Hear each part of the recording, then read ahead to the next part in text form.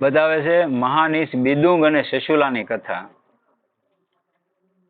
સોનકજી બોલ્યા, હે મહાબુદ્ધિમાન સુત, આપ સર્વજ્ઞ છો. તમારી કૃપાથી હું વારંવાર કૃતાર્થ થયો છું. આ ઇતિહાસ સાંભળી મારું મન અતિ આનંદિત બન્યું છે. માટે તમે ભગવાન શિવમાં પ્રેમ વધારનારી બીજી કથા પણ કહો. આ લોકમાં અમૃત પીનારની મુક્તિ થતી નથી, પરંતુ શિવનું કથામૃત પીનારને સાક્ષાત મુક્તિ મળે છે. જેણે માત્ર સાંભળવાથી મનુષ્ય શિવલોકનો અધિકારી બને છે. એવી શિવની કથાને ધન્ય છે અને આપને પણ ધન્ય છે. સુદ બોલ્યા, હે સોનકજી, તમે શિવ ભક્તોમાં અગ્રગણ્ય અને વેદજ્ઞોમાં શ્રેષ્ઠ છો. તમારી આગળ હું ગુપ્ત કથા વર્ણવું છું, તે એક સીતે સાંભળો. સમુદ્રની પાસે ઘણા ગામો આવેલા છે. તેમાં એક બાષ્કલ નામે એક ગામ હતું. આ ગામમાં અત્યંત પાપી અને વૈદિક ધર્મથી વિમુખ ભ્રષ્ટ દ્વિજો રહેતા હતા. તેઓ સર્વદૃષ્ટ ખરાબ વિષયોમાં રાચનારા, નાસ્તિક, હલકટ વૃત્તિવાળા અને દૈવત વિનાના શસ્ત્ર રાખનારા કપટી અને વ્યભિચારી હતા. આ ગામની સ્ત્રીઓ પણ પાપી, સ્વસંદી, કુટિલ સ્વભાવની અને વ્યભિચારિણી હતી. આમ ગામની આખી વસ્તી સદવર્તન અને સદાચારથી રહિત હતી. અત્યારે જ આવું છે એવું નહીં, પહેલાય હતું જ તે બધું. પહેલાય આવા માણસો હતા. એમ આવા અધમ પ્રકારના ગામમાં બિદુંગ નામે એક નીચ બ્રાહ્મણ પોતાની પત્ની સંશુલા સાથે રહેતો હતો. અને તેની સ્ત્રી અત્યંત રૂપાળી હતી. છતાં પણ તે વેશ્યામાં આસક્ત થઈ વેશ્યાગામી બન્યો હતો.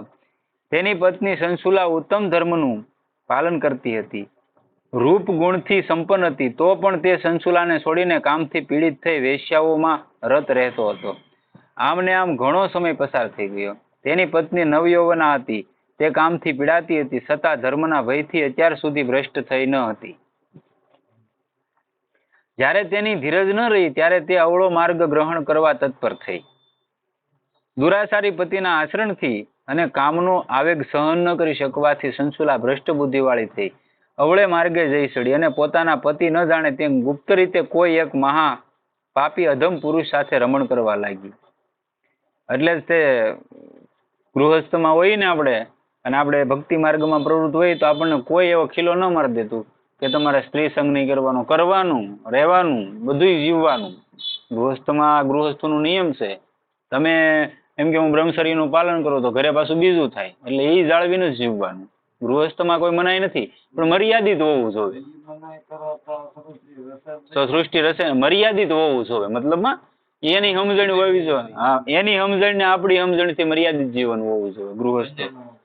બસ એમ.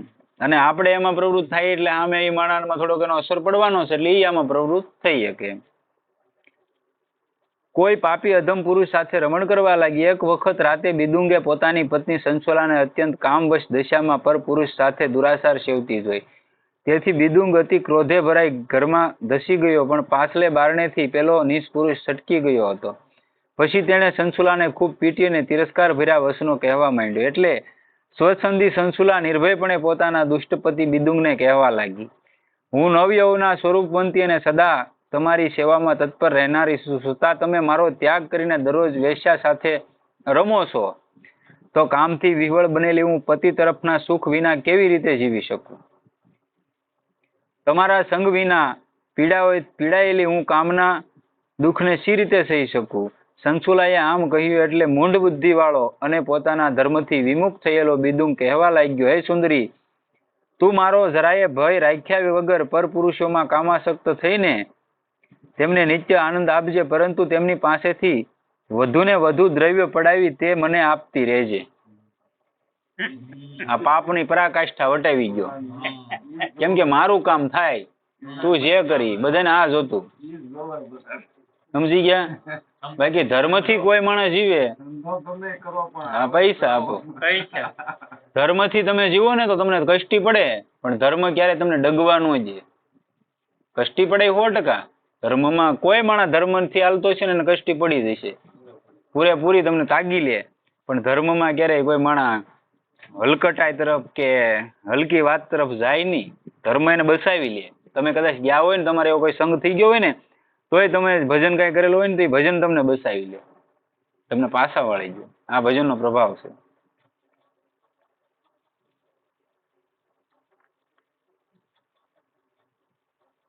એટલે ધર્મથી વિમુખ થયેલો બિદુંગ કહેવા લાગ્યો, એ સુંદરી તું મારો જરાય ભય રાખ્યા વગર કે જે તું પરપુરુષ વારે મોજ કર, મને પૈસા દેતી રહેજે. એની પહેલે પૈસા લેવા માંડ્યું. એટલે મારું તો હું ઓલા પર ધરવા કરું, તું અહીંયા જિંદગી જીવા કર, તું તારી રીતે જીવ, હું મારી રીતે આવી જિંદગી. મતલબ આ પાપની પરાકાષ્ઠાને પાર કરી ગયો કહેવાય એમ. આપતી રહેજે જેથી આપણા બંનેનો સ્વાર્થ સધાશે. પતિએ આવું કહ્યું એટલે સંસુલા અત્યંત હર્ષ પામી. હવે બંનેને કોઈનો ભય નહોતો એટલે તેઓ વધુને વધુ કુકર્મમાં રાસવા લાગ્યા. ઓલો કઈ આને નો કે ના ઓલીને કઈ નો કે, શું કહેવાનું, કઈ શું થવાનું, આવું જીવન થઈ જાય. મટી ગયો. આમને આમ ઘણો સમય પસાર થઈ ગયો. કેટલાક સમય બાદ વેશ્યાનો પતિ બિદુંગ, જે અનેક રોગોનો ભોગ બન્યો હતો, તે કાળે કરીને કફોડી દિશામાં મરણ પામી નરકે ગયો. તો બીજે ક્યાં જાય, નરકનો દરવાજો ગોચ્યો છો. હવે નરકના અસહ્ય દુઃખો ભોગવ્યા પછી તે દુષ્ટબુદ્ધિ વિંધ્યાચળમાં ભયંકર પિશાચ થયો. પાપ અહીંયા કરીએ ને તો એમ નહીં માની લેવાનું કે બધું અહીંયા ભોગવીને જવાનું છે. અહીંયા જરાય ભોગવીને જવાનું નથી ભાઈ. ખાસું બધું અહીંયા બાકી છે ને ખેલ હજી બધા બાકી છે. તમારી માથે કેવું કેવું થાય ને, અહીંયા તો તમને એનું સેમ્પલ નથી બતાવતા. બાકી બધું છે જ તે ઉપર નથી, એવું નહીં આનો આપણો બાપ માથે બેઠો ન હોય તો અહીંથી વયો થોડું જાય. તો અહીંથી આ માલિક ખાલી આ ખોળિયું વયું ખાલી ન પડી રહેવું જોઈએ. પણ આપણી માથે કોઈ સરકાર છે અને એ સરકાર કોઈ ન મુકતી, તો કોઈને ભય ન રહે. આપણું જ તે નથી હાલતું એટલે આપણે બીવવું પડે કે ભાઈ ધર્મથી હાલો અને ધર્મને લઈને હાલો. બાકી આમાં નીતિને સૂક્યા અને ધર્મ સૂકી ગયા એટલે તમે ગયા એમ સમજી લેવાનું. મોટો રાજા ભોજ હોય તોય ભલે હોય. હા એમ. અહીંયા જો એક તો એને નરક ભોગવવું પડ્યું અને વિંધ્યાચળમાં એ ભયંકર પિશાચ ભૂત છો વિંધ્યાચળ પર્વતમાં હરિભાવનો. આ તરફ દુરાસારી પતિ બિદુંગના મરણ પછી સંસુલાને ઘણા સમય સુધી પોતાના પુત્રો સાથે પોતાના ઘરમાં રહી. જ્યાં સુધી તેનું યૌવન હતું ત્યાં સુધી તે પરપુરુષો સાથે કામાસક્ત બની અને યથેચ્છ વિહાર કરતી રહી. અને જુવાની ને જતા વાર શી લાગે, જોતામાં એના યૌવનનો કાળ પણ ચાલ્યો ગયો. કોઈને એમ છે મને આ શરીરનો ફાંકો છે, મારું એટલું રૂપ છે, કેટલોક ટાઈમ ભાઈ, સ્ત્રી હોય કે પુરુષ હોય, કેટલોક ટાઈમ આ રૂપ જેથી ઢળી ગયું ને તેથી તમારું તમને મોઢું કાચમાં જોવું નહીં ગમે. આમાં છે હું, તમે વિચાર કરજો ક્યારેક ખૂતા ખૂતા આ શરીરને તમે ગમે એવું શણગારો, ગમે એવા મેકઅપનો બાપ કરો, અને તોય તમારે તમારા શરીરને લાઇટિંગમાં મોડર્ન લાઇટમાં લાવવા માટે મેકઅપ કરવો પડે. ભજન કરવા માંડો, ગમે નામ એક પકડી લ્યો, મોઢાનું તેજ આવવા મળે, નૂર આવી જાય પેલા માણસ. ઈ કેમ નથી કરતા? રોજ નક્કી કરો કે મારે આખો દિવસની અંદર 1 કલાક ભગવાનમાં દેવી જ છે. તમારો ચહેરો તેજસ્વીતા આવી જાય. એને કઈ બોલો મેકઅપ ન કરવો પડે, ઓટોમેટિક હલાઈ જતો હોય ને 500 માણસને વસાડ હાલ્યો જતો હોય તો ખબર પડે સ્ત્રી હોય પુરુષ હોય આનું ભજન બોલે એમ. તો પછી એક દિવસ કોઈ પવિત્ર પર્વ હતું અને દેવ યોગ્ય કેટલાક યાત્રિકો ગોકર્ણ ક્ષેત્રમાં જતા હતા. તેમની સાથે સંસુલા જોડાઈ ગઈ. આ યાત્રા સંઘમાં સંસુલાના કુટુંબીઓ પણ હતા. તીર્થ ક્ષેત્રમાં સંસુલાએ કુટુંબીઓની સાથે સ્નાન કર્યું અને તેની બુદ્ધિ નિર્મળ થવા માંડી. યાત્રીઓ ફરતા ફરતા આગળ વધી રહ્યા હતા. એવામાં એક શિવાલય જોવામાં આવતા સંસુલા પોતાના કુટુંબીઓ સાથે શિવાલયમાં ગઈ અને ત્યાં શિવ કથા વંચાતી હતી. હવે વિદ્વાન બ્રાહ્મણ મધુર કંઠે પવિત્ર શિવની કથા કહેતા હતા. તે સાંભળવામાં સંસુલાને રસ પડ્યો અને તે કથા સાંભળવા બેસી ગઈ. પુરાણી આગળ કથા કહેવા માંડ્યા. સ્ત્રીએ પતિવ્રતા ધર્મનું પૂર્ણ પાલન કરવું જોઈએ. જે સ્ત્રી પર પુરુષમાં આસક્ત બની રહે, પાપાચાર કરે છે, તે વ્યભિચારીણી સ્ત્રી મૃત્યુ પછી યમલોકમાં જાય છે અને ત્યાં યમના દૂતો તે અધમ આચરણવાળી સ્ત્રીના ગુપ્ત ભાગોમાં અગ્નિમાં તપાવેલા લોઢાના સળિયા ખોસીને તેને ખૂબ રીબાવે છે. આ હું ન કહેતો, શિવ પુરાણ કહે. અને ભલામણા મહાદેવ આવો શ્રાવણ મહિનો હોય અને ગમે ત્યારે મતલબ આ તો પવિત્ર માસ છે આપણો ધર્મ માટે તો અતિ ઉત્તમ કહેવાય કે જે આ માસમાં વાંધાય માણસો વધારે મહાદેવ તરફ ખેંચાણ હોય માણસનું. હવે જે કાયમ માટે મહાદેવને અભિષેક કરતો હોય એનું તો શું કહેવાનું હોય, સંતોષ જ હોય ને. અને એક જ એવો દેવ છે મહાદેવ, એક જ એવો દેવ છે કે એક જળ લોટાથી રીઝી જાય, એક લોટા જળથી રીઝી જાય, 2 આંકડાના ફૂલ ચડાવી જાય, એક ધતુરાનું પુષ્પ ચડાવી જાય એટલે મહાદેવ તરત રીઝી જાય. એને કઈ જાજુ જોતું જ નથી, ભોળો નાથ એમ. કથામાં ઓછું વર્ણન સાંભળી સંશુલા ભયભીત આવું વર્ણન સાંભળીને સંશુલા ભયભીત બનીને ધ્રુજવા લાગી કે મેં તો આવું બહુ કર્યું, આવું વર્ણન સાંભળી ગઈ ને એટલે. જ્યારે કથા પૂરી થઈ હતી, શ્રોતાએ ધીમે ધીમે જવા લાગ્યા. જ્યારે સંશુલા કથા વાંચનાર પુરાણી બ્રાહ્મણ પાસે જઈ હાથ જોડીને કહેવા લાગી કે હે મહારાજ, હું ધર્મને નહોતી જાણતી, તેથી મેં દુરાચાર કરવામાં પાછું વળીને જોયું જ નથી. તો આપ મારા પર કૃપા કરીને મને સદમાર્ગે વાળો અને મારો ઉદ્ધાર કરો. કામાંધ અવસ્થામાં મેં ખૂબ વ્યભિચાર કરીને મારું યૌવન વેડફી નાખ્યું છે. આજે આપના મુખેથી મેં વૈરાગ્ય પ્રેરક વચનો સાંભળ્યા છે અને પછી હું ખૂબ ભયભીત થઈ ગઈ છું. ઘણા એવા પ્રશ્નો સાંભળેલા છે કે આપણે એમ કે તમે આવું શું કામ કરો? સ્ત્રીના મુખે સાંભળેલા, પુરુષના મુખે સાંભળેલા. તો એમ કે ભાઈ કાંઈ આય ન હોય રળવાની તો શું કરવું? એવો કઈ નો આપણે આગળ વ્યવસ્થા હોય તો શું કરવું? છેલ્લે એ ધંધો અપનાવી નહીં તે ગુજરાન હકારવું પડે એમ. તો દુનિયામાં એક એવો માણસ નથી કે એને પરમાત્મા ભૂખ્યો જગાડે, બાકી ભૂખ્યો હુરાવતો નથી. તમને બધી વ્યવસ્થા પરમાત્મા કરી જ દેશે. તો એ વ્યવસ્થાને અનુસરીને જીવો. તમે આવો ધંધો શું કામ કરો? કર્મ બેઠા બેઠાનો. સમર્થ રામદાસ શિવાજીના ગુરુ, એની એક દ્રષ્ટાંત આ વાત આવી ને એટલે કહી દો કે ભગવાન બધાનું પૂરું કરે. એકવાર શિવાજી બરોબર ને ગયા ને કંઈક ભંડારો કરીને આવ્યા હશે, કોઈને જમાડીને કે મેં એટલો ભંડારો કર્યો ને મેં આમ કર્યું ને એમ બધી એના ગુરુજીને મુખે વાત કરતા હતા. એટલે એના ગુરુજીએ કીધું આ બરોબર છે. સાંભળતા સાંભળતા આપણે આ કેમ પહાડ છે? એમ પહાડ હતો, પહાડની માથે હાલત જ થાય. ત્યાં જઈને કે આ સેવાતા કે હા, કે આની માથે મારતો ઘણ મારી કે પથ્થરની માથે ઘણ માર્યો ને તો આ પથ્થરના 2 ભાગ થઈ ગયા. એમાં ડેડકી નીકળી.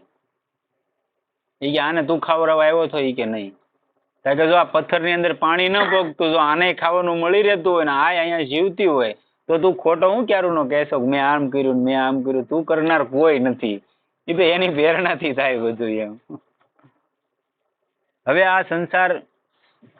અસાર સંસાર ઉપરથી મારું મન ઉઠી ગયું છે. હું પાપીણી નિંદિત વિષયોમાં ફસાઈને મારા પતિવ્રતા ધર્મથી વિમુખ થઈશું. કુકર્મોના બદલામાં મારે કેવાય દુઃખો ભોગવવા પડશે. ત્યાંથી મને કોણ બસાવશે? અરે રે, અંતકાળે હું ભયંકર યમદૂતોને કેવી રીતે જોઈ શકીશ? જ્યારે યમદૂતો બળજબરીથી મારે ગળે પાશ બાંધશે ત્યારે હું ધીરજ કેવી રીતે ધારણ કરી શકીશ? વળી યમદૂતો મને નરકમાં લઈ જઈને મારા શરીરને કાપશે, બાળશે, પછાડશે ત્યારે તે મહા કષ્ટ હું કેવી રીતે સહન કરીશ? હે બ્રાહ્મણ, પર્વતના ઊંચા શિખર પરથી પડતા પ્રાણીને જે અસહ્ય દુઃખ થાય છે તેથી પણ કોટી ગણું દુઃખ અત્યારે મને થઈ રહ્યું છે. આવું ઓલી સંશુલા કહે છે. તમારામાં એકવાર જાગૃતિ થઈ ગઈ ને તમને એનો પશ્ચાતાપ થઈ ગયો એટલે તમે એમાંથી મુક્ત થવા મળો. પછી બીજી ફેરી પાપ નહીં કરવાનું. હું શું કરું? કોનું શરણ લઉં? નરકરૂપી સાગરમાં પડતી મને બસાવનારું આ લોકમાં કોણ છે? હે બ્રાહ્મણ, હવે તો તમે જ મારા ગુરુ અને તમે જ માતા અને તમે જ પિતા છો. તમારા શરણે આવેલી આ દીન અબળાને ઉદ્ધાર કરો. સુજી બોલ્યા. સોનક દુઃખ પામીને ખેદ કરતી સંશુલા બ્રાહ્મણના પગમાં પડી. ત્યારે બ્રાહ્મણે કૃપાથી તેને ઉઠાડી અને વિદ્વાન બ્રાહ્મણે આ પ્રમાણે કહ્યું. બ્રાહ્મણ બોલ્યો, હે સંશુલા,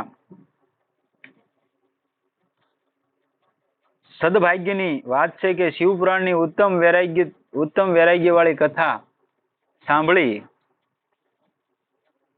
તું સમયસર સભાન થઈને તું હવે ભય રાખ્યા વિના શિવને શરણે જા. તેથી તેમની કૃપાથી તારા સઘળા પાપોનો ક્ષય થશે. હવે હું તને ભગવાન શંકરના મહાત્મ્ય વાળી ઉત્તમ વસ્તુ કહી જે શ્રવણ કરવાથી તારી સદગતિ થશે. આ શિવની કથા સાંભળવાથી તને વિષયો પ્રત્યે વૈરાગ્ય થયો છે. પાપીઓને માટે આ પશ્ચાતાપ સૌથી મોટું પ્રાયશ્ચિત છે. તમને અંદરથી ખેદ થવો નહીં, મોટામાં મોટું પ્રાયશ્ચિત. તમે તમારથી થઈ ગયા પાપ, આપણે ના પડતા. તમારથી બધાથી થયેલા છે અને બધાથી કર્મો થાય જ. તે આપણે જે સંસારમાં રહીને એમાં બધાથી થતા હોય, પણ જાણીને નહીં કરવાના. તમને ખબર પડી ગઈ કે હવે મારાથી આ વસ્તુ ન થઈ તો ન જ થવી જોઈએ. જ્યાં તો નહોતી ખબર ક્યાં સુધી થઈ ગઈ વાંધો નહીં એમ. પશ્ચાતાપથી શુદ્ધિ થાય છે. સત્પુરુષોએ પશ્ચાતાપને સર્વ પાપોનો નાશક કહ્યો છે. કદાચ વિધિપૂર્વક પ્રાયશ્ચિત કરીને મનુષ્ય નિર્ભય બને છે તો પણ પ્રસ્તાવો કરે નહીં તો તેની સદગતિ થતી નથી. પરંતુ જે પોતાના વિધિપૂર્વક કોઈ અનુષ્ઠાન કરે ને એને પસ્તાવો ન થાય ને તો એનું પશ્ચાતાપ થતું નથી એમ. જે પોતાના અપકૃત્યો પર હૃદયથી પસ્તાવો કરે છે તેને જરૂર ઉત્તમ ગતિ પ્રાપ્ત થાય છે. વળી આ ઉત્તમ શિવપુરાણની કથા સાંભળવાથી જેવી ચિત્ત શુદ્ધિ થાય છે તેવી બીજા સાધનોથી થતી નથી.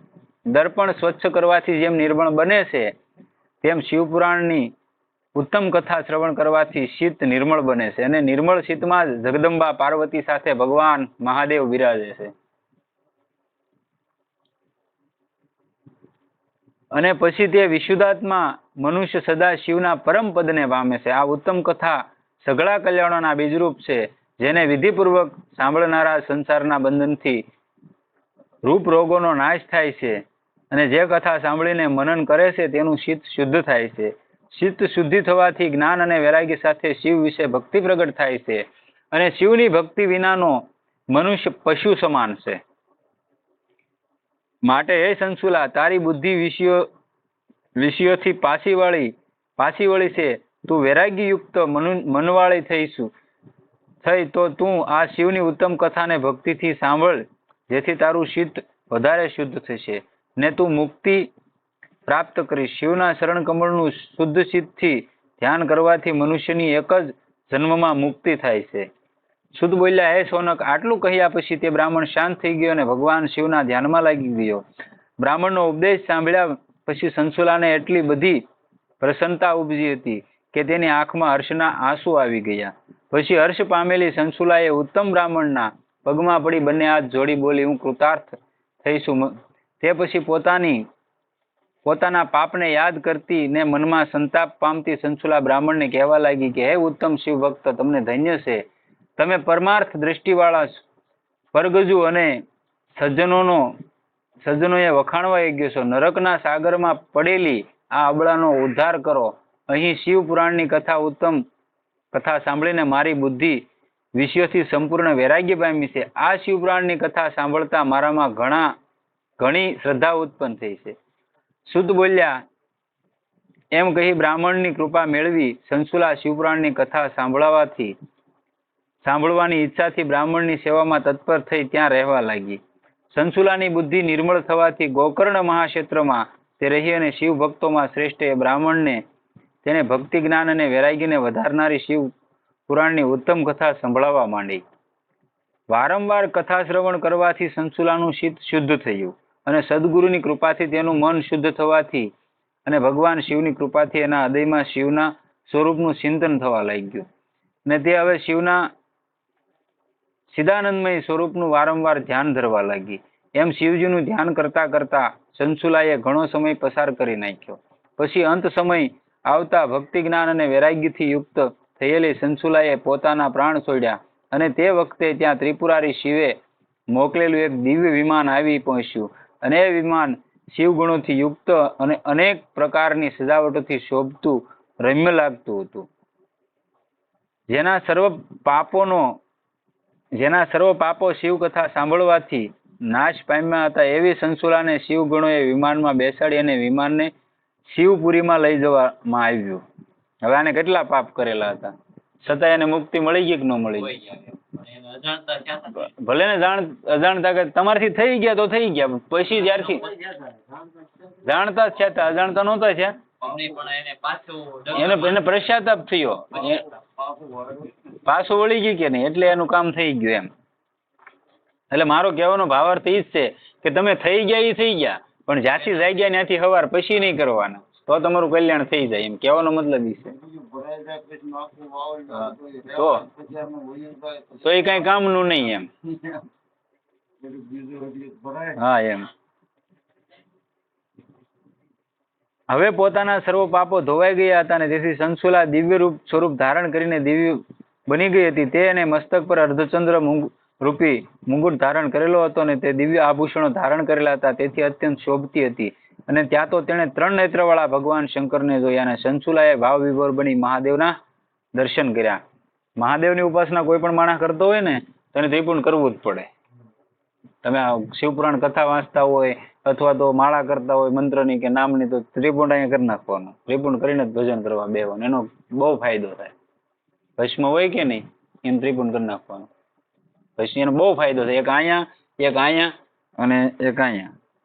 દશાંશ તિલક આવે, પણ આ તો મેં તમને સામાન્ય કીધા 3 તિલક. બાકી દશાંશ તિલક આવે, અહીંયા આવે, અહીંયા આવે, અહીંયા, પછી અહીંયા 10 તિલક આવે. 10 દશાંશ તિલક કહેવાય એમ.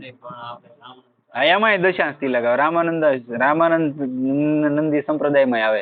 એમાં તો તુલસીનું અહીંયા જગ્યા હોય ને આપણે તુલસીનું વન બનાવ્યું હોય ને નાનું એવું, અને એમાં ભજન કરવાથી બહુ ફાયદો થાય. રામાનંદ એમાંય એ મંત્રનું એટલું માહિતી નહીં.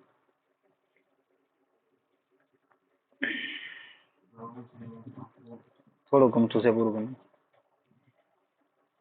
મહાદેવના દર્શન કર્યા અને ત્યાં ગણેશ, ભૃંગી, નંદી તથા વીરભદ્ર વગેરે મુખ્ય ગણો ઉત્તમ ભક્તિથી તેમની સેવા ઉપાસના કરતા હતા. મહાદેવની અંગક્રાંતિ કરોડો સૂર્ય સમાન પ્રકાશતી હતી. કંઠમાં નીલ સિંહ હતું. તેમણે 3 નેત્ર અને 5 મુખ હતા. મસ્તક પર અર્ધચંદ્રકાર મુંગુટ હતો અને એમના ડાબા અંગ પર વીજળીના સમૂહ સમાન દીપતા હતા. એકવાર આજ સંશુલાએ પાર્વતીજી સમાન ગૌરી બેઠા વીજળીના સમૂહ સમાન પાર્વતી ગૌરી બેઠા હતા. એ ગૌરી પતિ શંકરની ક્રાંતિ કપૂર સમાન ગૌર હતી. એમનો દેહ સફેદ ભસ્મથી ઝળહળતો હતો અને સારાય શરીર પર શ્વેત વસ્ત્ર ધારણ કર્યું હતું. આવા શોભાયમાન ભગવાન શંકરના દર્શન કરી સંશુલા ઘણી હર્ષિત થઈ અને શિવને વારંવાર પ્રણામ કરવા લાગી. પછી નમ્ર ભાવે બંને હાથ જોડી ઊભી રહી અને તેની આંખોમાં હર્ષના આંસુ ઉભરાઈ આવ્યા અને તેને રોમાંસ થવા લાગ્યો. તે સમયે ભગવાન શંકરે અને પાર્વતીએ તેને કરુણાથી પાસે બોલાવીને અને એટલું જ નહીં, આ દિવ્ય સ્વરૂપ વાળી સંશુલાને પાર્વતીએ પ્રેમથી પોતાની પ્રિય સખી બનાવી અને અવિશળ નિવાસ સખી બનાવી અને સંશુલા જ્યોતિ સ્વરૂપ સનાતન ધામમાં અવિશળ નિવાસ મેળવી અને દિવ્ય અને અવિનાશી સુખને પ્રાપ્ત થઈ. સદગુરુદેવ કી જય. ઉમાપતિ મહાદેવ કી જય.